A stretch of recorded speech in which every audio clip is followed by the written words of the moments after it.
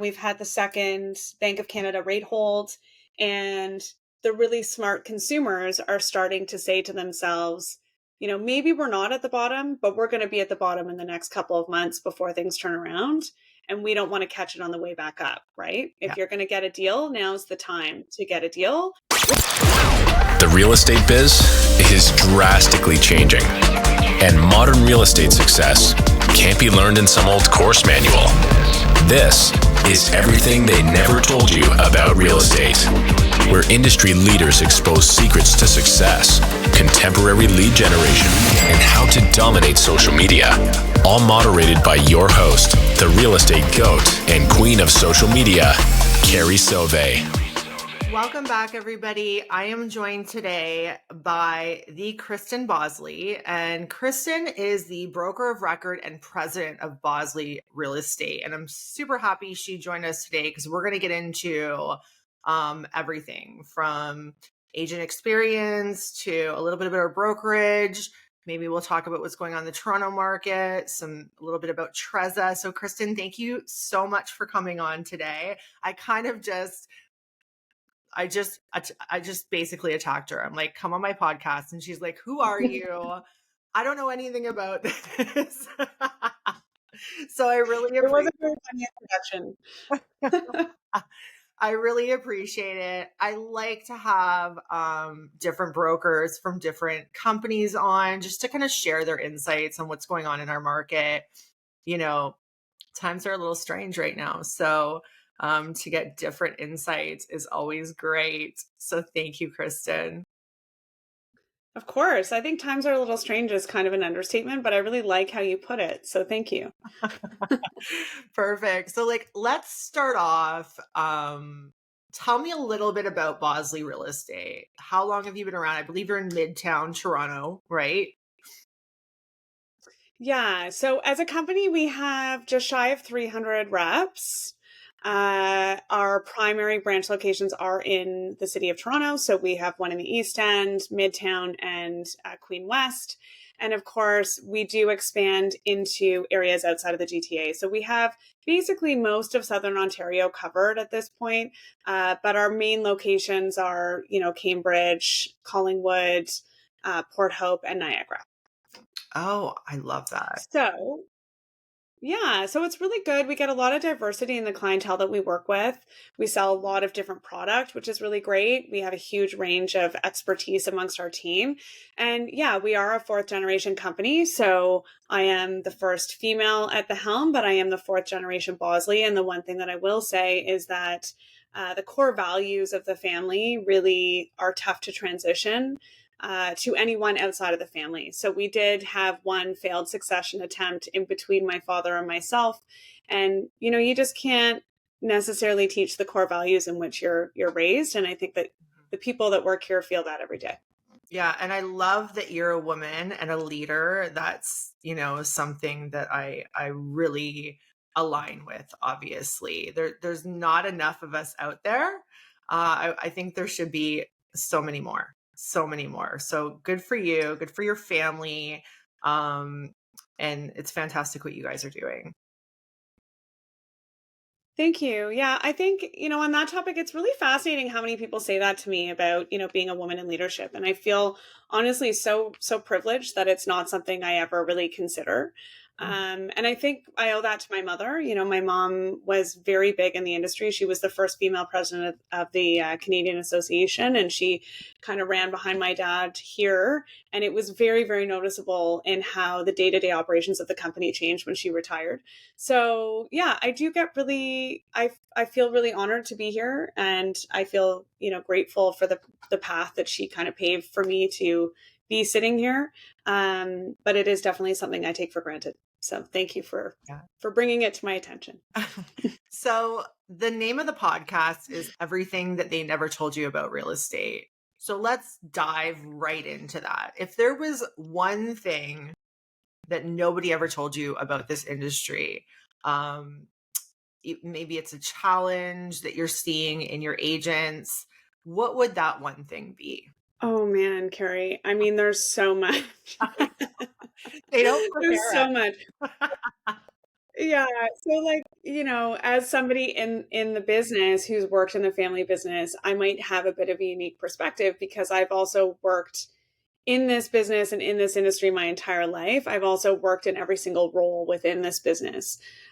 So, most recently I did sell for 12 years and then I worked my way up into the position I am now within the company too. So that question is really challenging for me. But I would say that anytime I meet a new agent, straight out of Humber, I think that Humber is working very hard to teach the regulatory requirements of the industry. It's quite clear to me that the new agents coming out really don't know what selling real estate is about. So the number one question I always ask is, what is selling real estate to you? And anybody that says to me, oh, I love architecture, I love design, I love pretty houses, I love people you're getting a little bit closer to. But for me, I think what people really misunderstand about this business is that this business is all about lead generation, self promotion, and customer service, right? And if you're somebody who wants to be an undercover agent, like, I'm sorry, you're going to have a really tough time because they won't do things like what you did, Carrie. Right? They won't just message random strangers on social. Absolutely. And I'm really happy you brought that up. So, lead generation. There's so many different kinds of lead generation. I've run my entire business on my social media for 14 years. Um, how do you feel about social media and a social presence online? Yeah. So I would say that I'm one of those really rare older millennials that, had social media introduced to me at a young enough age that I could grasp it very quickly, but also recognize the importance of being able to have a conversation. Yeah. So I would say that social media is a necessary beast in this business. Like, you have to have an online presence. You have to be able to demonstrate who you are online in a very quick period of time. You have to be able to respond quickly online, Mhm. but you also need to take those skills and be able to still have a conversation and provide exceptional customer service to your client. And so I think that, from a lead gen perspective, social media is very important. You need to have that presence. Sometimes it acts as lead gen, sometimes it acts as marketing. Either or, you're still getting that presence out into the public to a greater variety of people than you are on that one-to-one basis. Yeah, I completely agree. I feel like going forward, agents really need to embrace social media. And so I've been coaching social media for a while. I'm sure you probably don't know a lot about me. I've been coaching social media for years now, and it's a really tough thing for realtors who aren't used to exposing themselves, who aren't used to having an online presence. It's probably outside of, I feel like most can do door knocking and cold calling easier than they can being authentic online. And are you Yeah. seeing the same thing with your agents at the brokerage? Yeah, I mean, it's kind of funny that you say that because I laugh at the agents who are prepared to, put their face all over billboards on main streets, but they're not prepared to have a social media presence, right? So, am I seeing that at Bosley? Yes. I mean, we're a multi-generational company, right? Our youngest agent is 22 years old, right up to 87. So, we have a very diverse group of people that work here. And I would say the thing that I find most interesting is that the legacy agents, if you will, they're still quite active, and in fact they're interacting and transacting just as much as the younger agents, but they're recognizing instances where it's really important to the client to have a different level of exposure, and they're partnering with those younger people. So instead of wanting to learn it themselves, it's just kind of like, I don't have any interest in this. I want to, be with my clients. I want to provide that customer service. I'm going to bring you on to do all of the social media marketing elements. And so we are seeing a really kind of nice symbiotic relationship in that regard. And then the younger agents, on the flip side, honestly, it's kind of astounding. Like, there is no communication ability. Like, you want to talk about people being scared to pick up the phone, like, I would say on the flip side, this generation is terrified to pick up the phone the same way the legacy generation is terrified to put themselves out there in social media. Yeah. I agree. I see a lot of that as well. And I have to tell you, what got me into AI was that reason of these agents that are struggling to put themselves out there on social media, and just the fear around it. Like, what do I say? What do I do? So when AI came out, I thought, this is, how can I use this to help the agents that I'm coaching? And then it just spiraled into a completely different monster from there. I'm doing AI consulting. So have you implemented AI into the brokerage? Are you seeing agents starting to use it in your brokerage? Yeah, I think AI is amazing. And I think it's a hugely missed opportunity if you're not using it. So, from a brokerage level, we're still quite, we're testing it out and trying to make sure it's okay. I actually had a call today. It was a customer service call. I'm trying to get my locks replaced. And the guy, it was clearly an AI machine. And he was like, "Hi, I'm Brandon. And I sent you an email that said this, comma, this, and this, comma." And I was like, "Are you a person?" like, like we're just not quite there yet. So I would say as a brokerage, we've absolutely integrated AI for our meeting minutes. We're saving tons of man hour on that kind of stuff. We have absolutely integrated AI into our marketing department. So we have a marketing director and 6 graphic designers that work underneath her. So they use AI quite a bit, right, to help create, customized social media ad campaigns, to help create content and word copy for our listings. So we're doing a lot of that. And then, of course, my marketing director will sit down with some of our agents and say, let's build out a social media content calendar for you that can be replicated. And of course, AI is used in that, right? Like, what is your target demographic? How are you trying to reach them? What are the goals within your business? How can we create those ad campaigns to really, fully round out what you're trying to do? And I think AI is an incredible tool for all of that.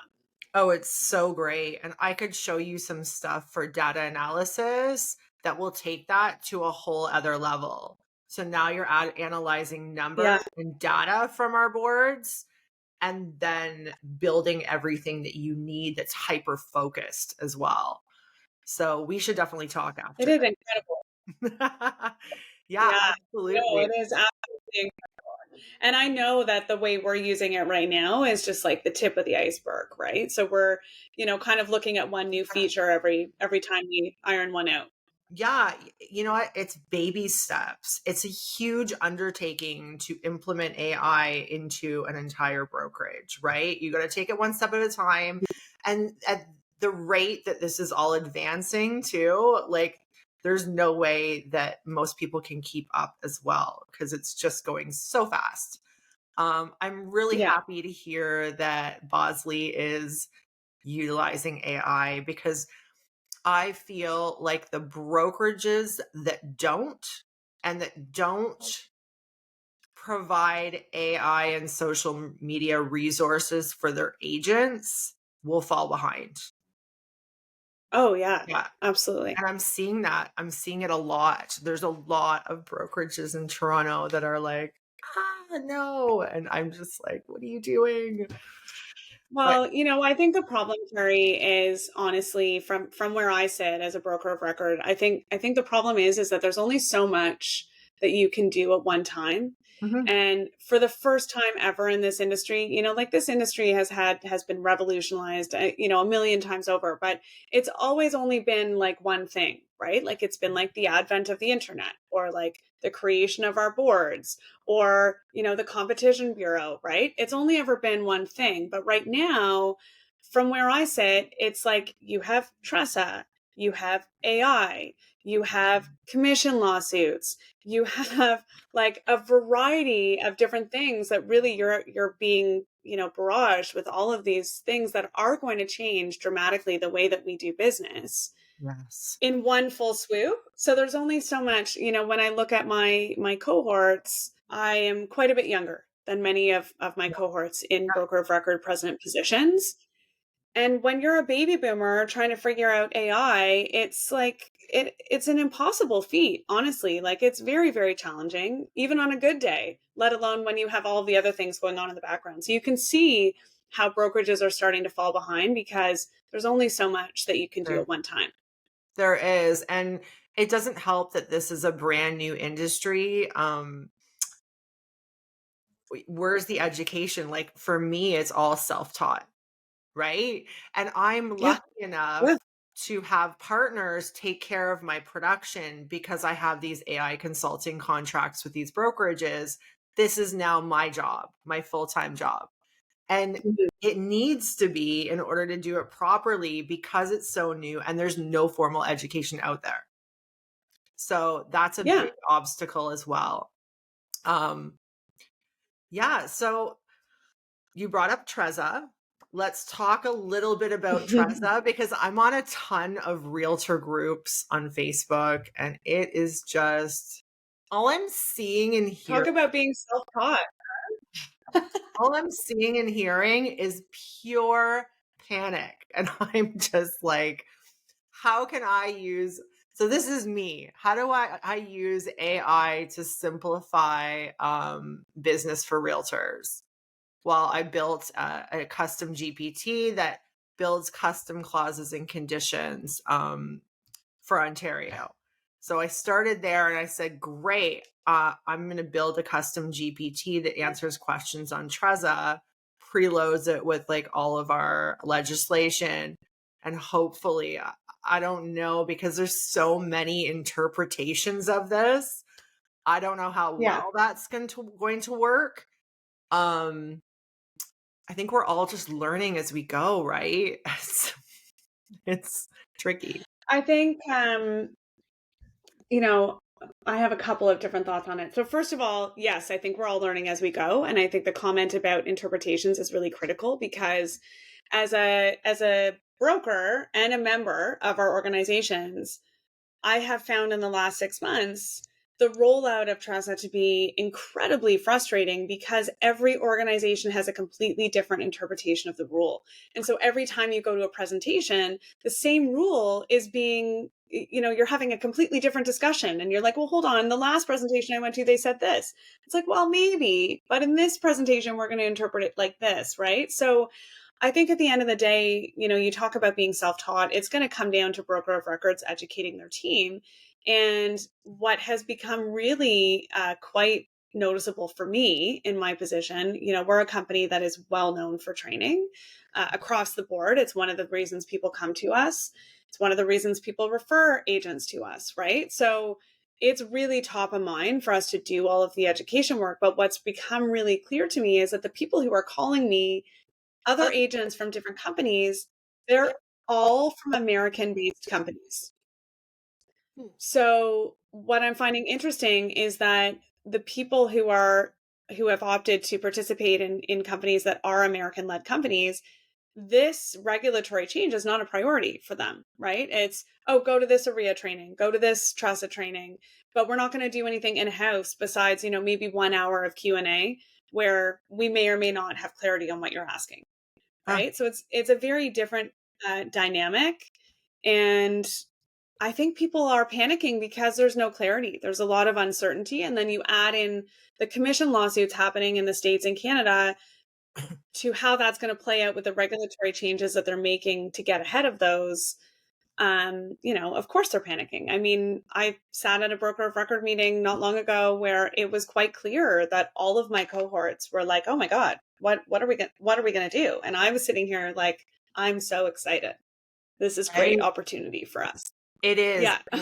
And it's really going to be very clear, if it hasn't already, that choosing the right brokerage and a full service training focused brokerage is going to be so important. I'm just cringing at what everybody is doing at these discount brokerages right now. Like, what are they going Oh to yeah. do? It is just making it so much more apparent that the support is everything. And unfortunately, doesn't come into play and nobody thinks about this until a time like this when it's so important. Mhm. Um, so yeah, it's gonna weed out the weak for sure.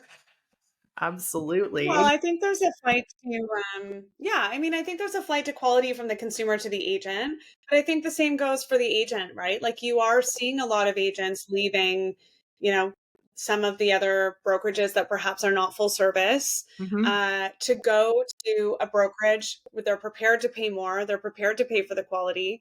But really, I don't think that leadership has mattered so much ever in this business than right now, Yeah, right? Like you need in a brokerage very strong leadership, not only to keep the doors open, but to make sure that you survive and that you adapt with the times, right? absolutely. Absolutely. I couldn't agree more. Um, Now, how do you feel about can I bring up our wellness program? How, because that's a little triggering for a lot of people listening. Um, how have you dealt with that? Have you had a lot of agents in your brokerage extremely upset about this? Because, you know, my presence is all social media. So I'm seeing a lot more upset over it than I feel like you would see in person in the brokerage, if that makes sense. What are you seeing? Yeah, I mean, honestly, Carrie, like people get behind a computer where they, are not going to get the same level of backlash as face to face, and they say whatever they're not prepared to say in person. So I'm not surprised that that's the experience you're having. I certainly have been monitoring it myself. Um, eh, okay, so I'm going to tread lightly because my Yeah. family was instrumental in the founding of organized real estate and that kind of triangle that we work really hard to support. So I'm going to try to choose my words carefully. But I will say, yes, I have some agents who have been quite upset, Mhm. myself included. Yes, I believe that they should have done a much stronger, much longer run of communication around the topic. Yes, I believe that it's beneficial overall, Mhm. especially to people who do not have access to those services. However, I think that we have an organization who has, in my opinion, stepped somewhat out of their lane. I mean, they were originally created to lobby on our behalf from a government perspective. And I think that Tim Hudak has done, honestly, an effective job in that role, more so than any other CEO that we've had there.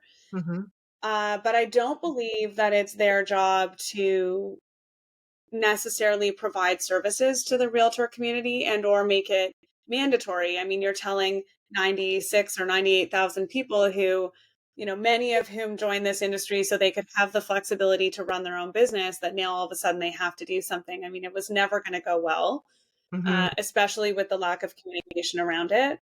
And I think that they have tried very hard to, take polls and rectify how it was originally rolled out. But I think at the end of the day, the way the votes were divided in that last special meeting on the 29th is questionable at best. I don't think anybody understands the communications around it. I think there's still a lot of frustration and misunderstandings around it. But from where I stand, I also feel that our organizations are really homogenizing brokerages because every advantage that a brokerage gives to an agent is now being provided by our local boards. So I don't really know. I'm not sure what the overall goal of the boards is at this point, but I also feel that it came at a time where we're conveniently rolling out Tressa at the same time, and nobody's really talking about Tressa because everybody's upset about the wellness plan. And, did AREA do the best, most effective lobbying on our behalf to RICO during that process? Or is this kind of a, distraction to take our eye off the ball? I'm not sure. But it feels suspect to me, to be honest. I really appreciate your honesty and when answering this question, I really do. And I don't know if you've seen this, but I'm a member of RAB. I operate down in Hamilton. And we have the amalgamation Mm. coming with a couple of the other boards, Mississauga, Waterloo, right? I just got an email today that Waterloo is not providing information for its members, and that our president at RAB is not going the same route because he doesn't want us to lose access to our web forms and all of the stuff that we need as realtors for support. So I thought that I literally just opened that email half an hour ago before we jumped on here. And I'm just like, what a can of worms. So what? what? Well, it's the first time, I think that, I'm going to get in trouble for my remarks, but that's fine. I think that it's the first time in a long time that, in my opinion, AREA has proven effective. I think it was really sad for us as an industry when AREA lost the right to education.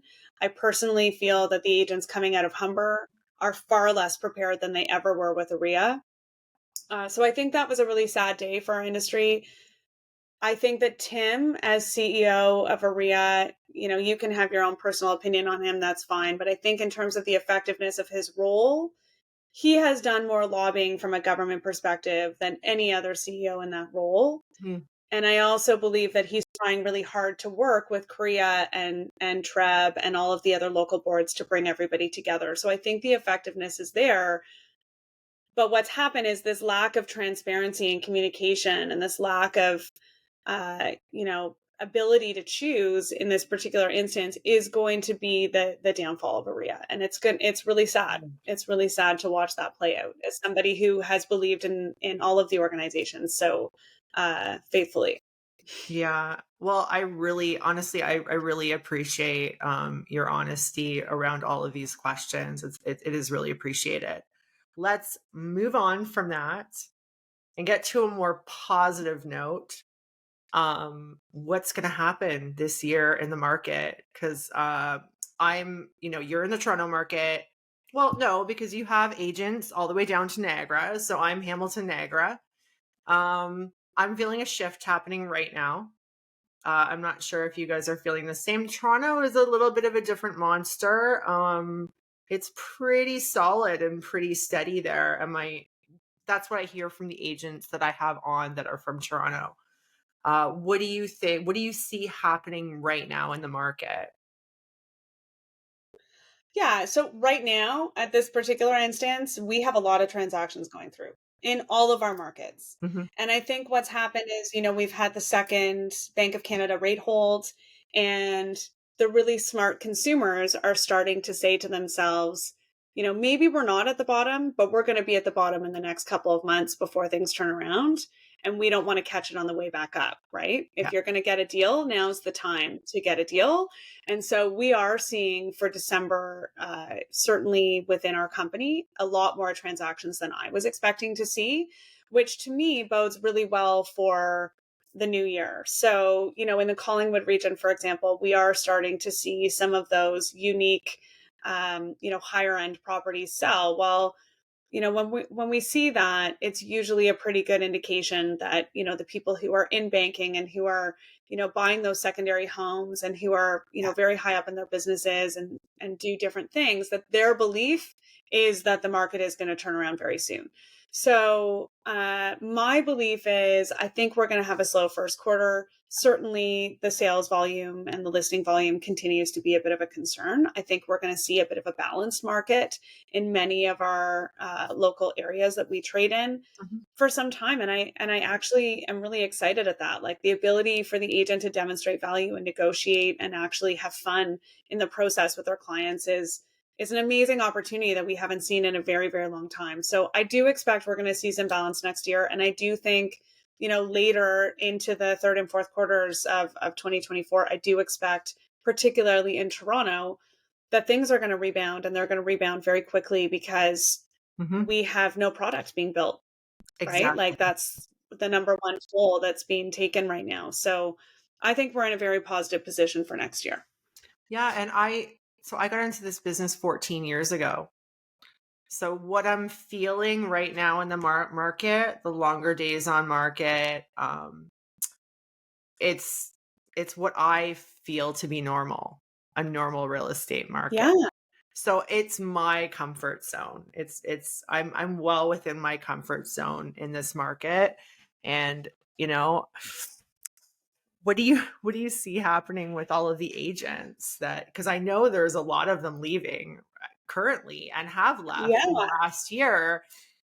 So I coach a lot of agents you obviously coach a lot of agents. You have a lot at your brokerage. What I'm seeing a lot of is a desire for instant gratification and not having to work for anything. And I don't understand it personally. I really don't. It's great for my coaching business because agents are thinking, oh, social media, AI, easy button. No, that's not how this works.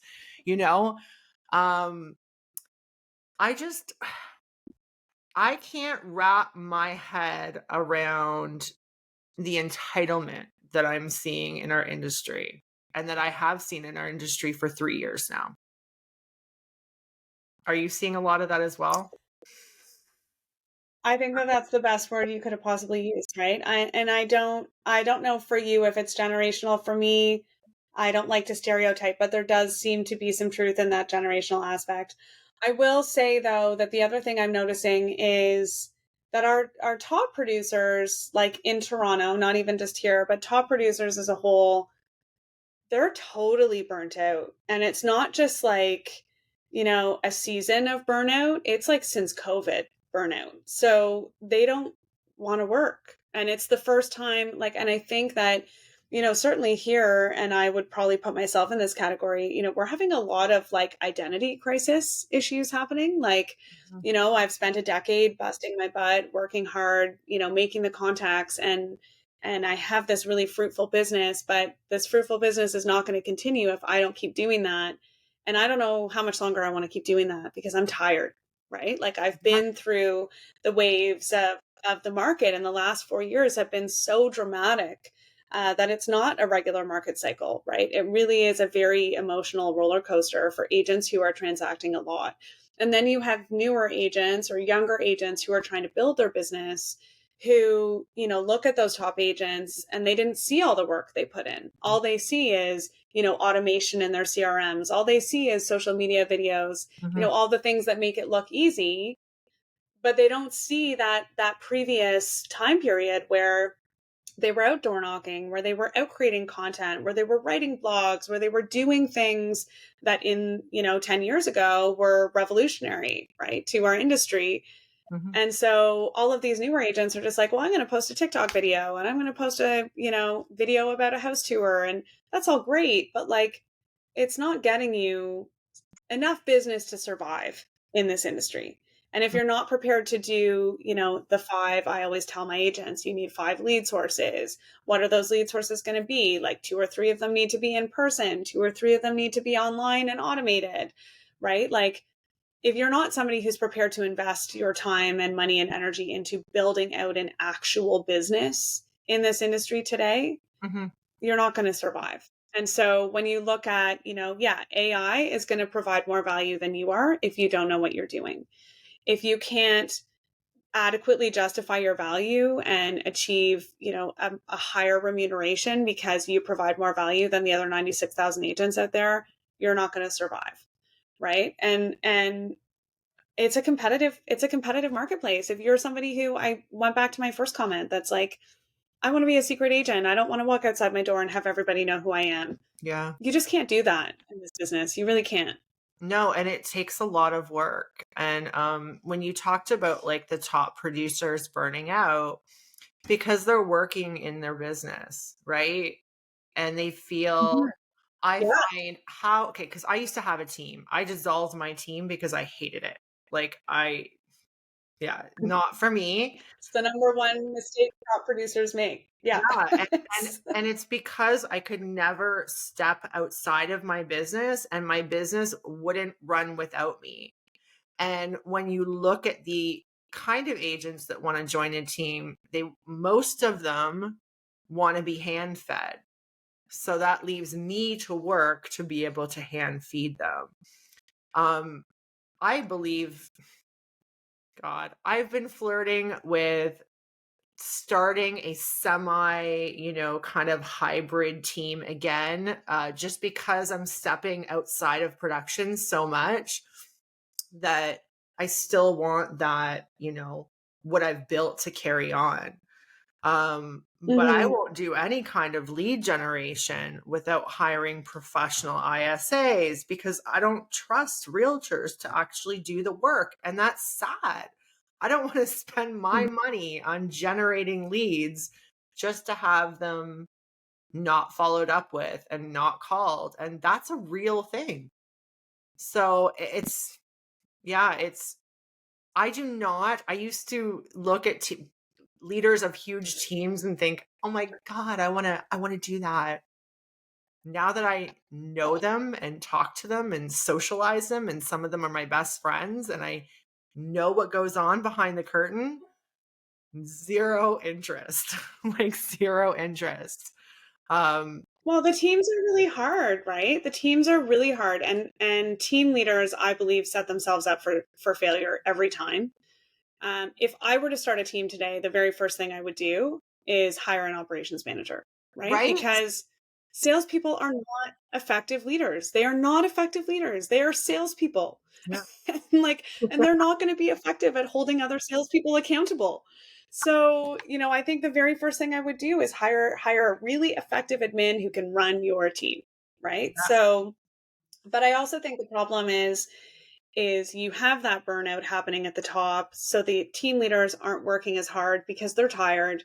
And then you combine that with the market and, well, there's not as many leads to hand down. And then your team who are there to be fed get frustrated. Well, there's not enough leads being handed down. So I can go out and do this on my own.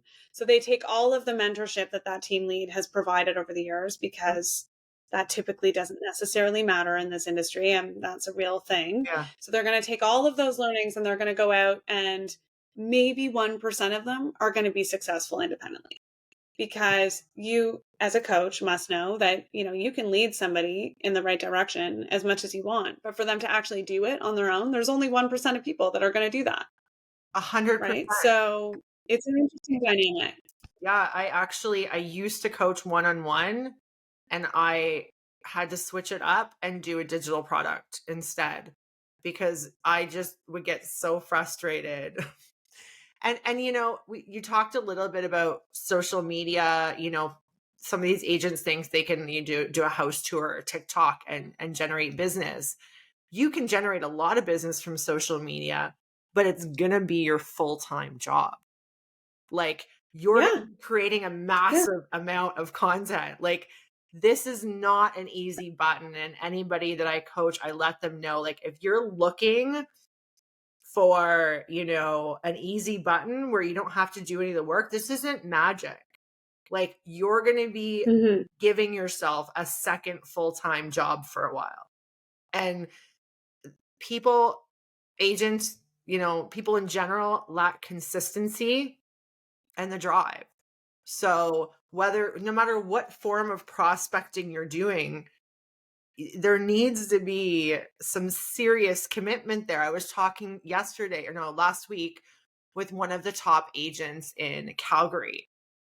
And he's like, my team's knocking 100 doors a day, and they're doing it nonstop. Like, this is how you build a business. And I think that, I think that people are just lazy in general. I think they're just lazy. No, I think We would be really good friends. So either you're going to knock on 100 doors, or you're going to create 100 pieces of content. Or you're going to make 100 phone calls. I don't know what it is, but you also can't do it for a week. You got to do it for like a year. Right.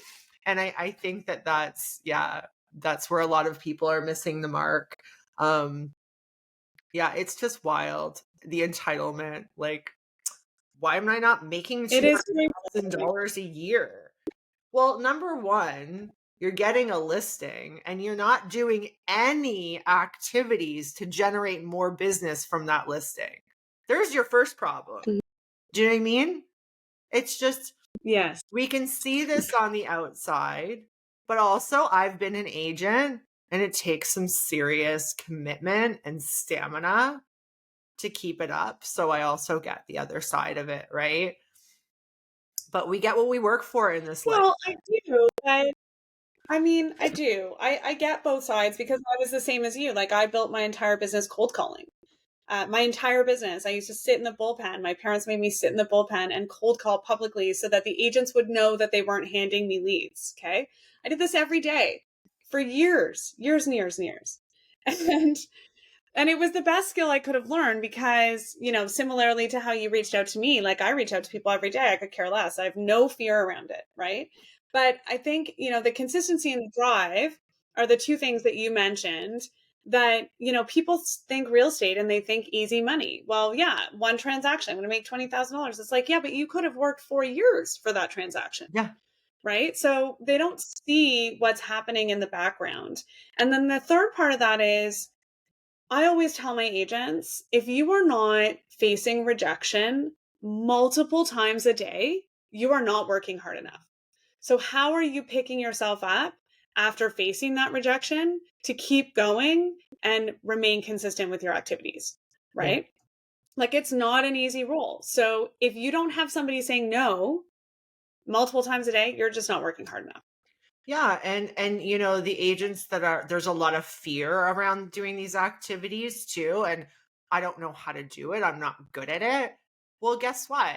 If you do it 20 times more than the agent next to you, you're going to get 20 times better, 20 times faster. So, nobody has Mm-hmm. started out doing anything at an expert level ever in the world. It just doesn't work like that. So, let's just up your odds 10 times what you're doing and get you out of that little, learning curve a little bit faster and into the money making section. It's just, for me, it's very clear, but it is what it is. So, Kristen, what is the one piece of advice that you would give to agents going into 2024? What do you think is the one thing that they should know, that they should be focused on? I mean, in terms of skill set, I would say adaptability needs to be the number one skill that you are focusing on this year. And then in terms of business, my opinion is that anybody who is out there, and we all know that 75% of agents are out there operating like this. Anybody that's out there in a transactional manner who is not providing customer service, who is not maintaining a database, who is not necessarily viewing their business as a business because they're flying by the seat of their pants, I really feel strongly that the people who are going to survive this market, the changes, AI, all of the things, are the people who genuinely understand that they are entrepreneurs and that they are running their own businesses and that they need to track key performance indicators. They need to have goals over and above a commission earning for that year, right? They need to be able to give so that they can get, because there is so much taking in this business Yeah. and not nearly enough giving of time, of experience, of expertise, and just of customer service. Like the customer service aspect in this world as a whole is just absolutely appalling to me. I know. I know. That is great advice. Kristen, thank you so much for coming on today. I know you're super busy, especially with everything that's happening with Tressa. And yeah, thank you very, very much. It's a fun time. It's a fun time. Thank you for having me, Carrie. I really appreciate it. It's Oh, lovely to meet you. thank you. Okay, we stopped.